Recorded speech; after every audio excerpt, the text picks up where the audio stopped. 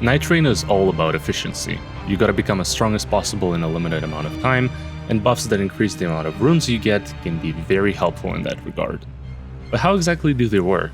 How much do they really add? Do they stack, and how, and do they affect other players?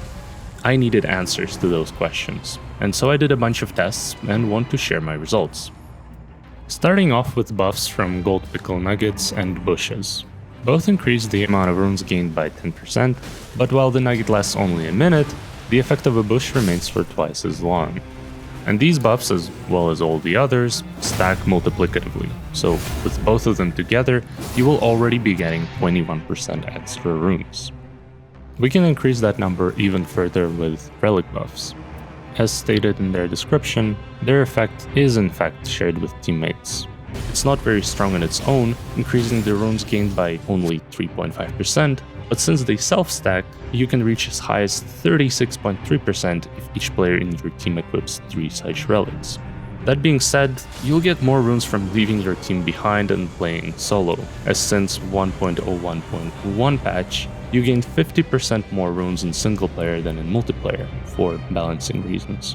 So even though you might miss out on the buffs from your teammates' relics, let's be honest, they were not gonna equip them anyway. Next, we have passive effects on weapons and dormant powers from boss drops. Both increased gained runes by 10% each.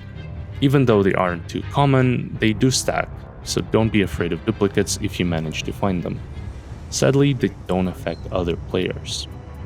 Gold Scarab Talisman is a bit more effective, granting 15% increase, but the strongest buff of 20% comes from the symbol of Avarice, that you can sometimes buy from Libra for 10k runes. It will slowly damage you, so be careful, and as expected, neither the talisman nor the symbol of Avarice have any effect on other players. But there's still one more way to get extra runes from enemies that many people don't know about, and it is to fight them in Cataclysm, which is a random event that will sometimes occur during the expedition, spawning a tornado above some point of interest, and adding some invader NPCs there and making the enemies within stronger. The upside of it is that they will also be dropping 50% more runes than they usually do, so if you can take them down, it might be worthwhile. Finally, there's also a rare chance of the Sentient Pest invading you and stealing your levels. If you defeat them, however, you'll get a unique power that gives you roughly 10% chance of receiving 10,000 runes on each hit you land on enemies. Just use a fast weapon and you'll be incredibly rich in no time. Of course, using everything I've mentioned here is going to be an overkill. Reaching level 15 requires a total of about 513,000 runes, which is doable even with just a few tactical nuggets. Still, knowing all the possible ways of increasing your rune acquisition doesn't hurt. But you know what does? Dying. And I'm not talking about losing a level worth of runes if you fail to pick them up, nor I'm talking about the wasted time of trying to do so.